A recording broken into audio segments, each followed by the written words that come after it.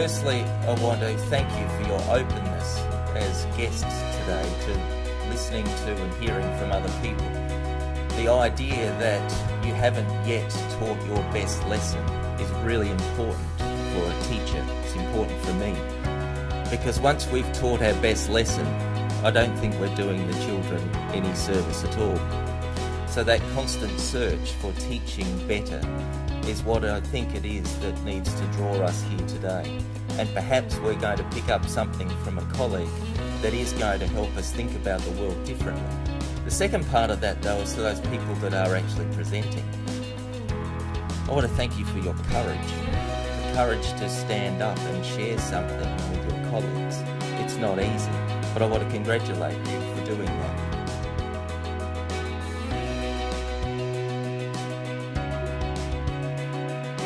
My name's Catherine Hamilton and I'm one of the Year 5 teachers here at Nazareth and have been here since 2010. By no means do I feel as though I'm an expert in this area, but I am passionate about teaching and keeping up to date with modern trends. Earlier this year I heard Sir Ken Robinson speak, and there's two of his quotes that I do love.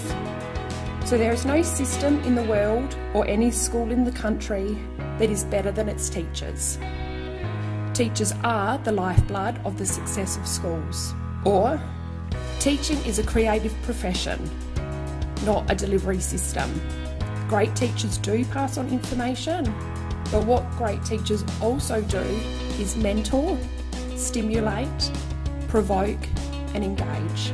So today we're asking you to gather the tools and to think about how you can each create learning environments that promote creativity, engagement, curiosity, critical thinking and higher order thinking skills.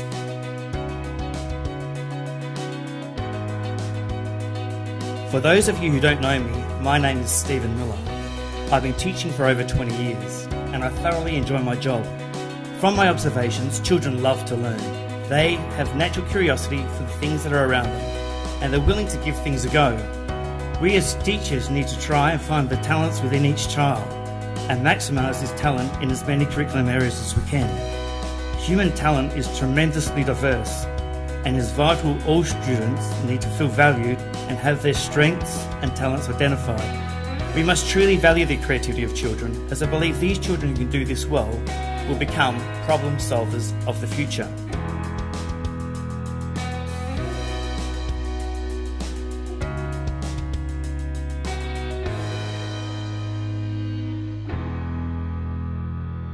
When we say digital technologies to a lot of educators, we kind of get this feeling of, oh, I don't understand. And there's two really good reasons why we don't understand. One, it's a relatively new subject. It doesn't have an extensive pedagogical culture yet.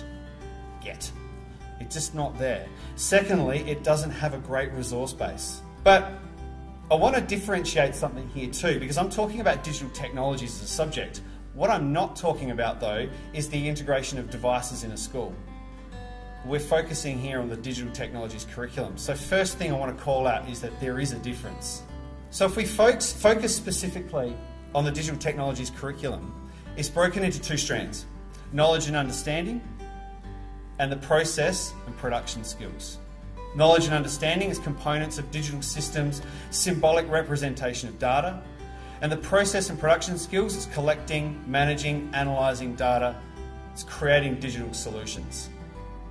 I love the word create. That's my favourite word.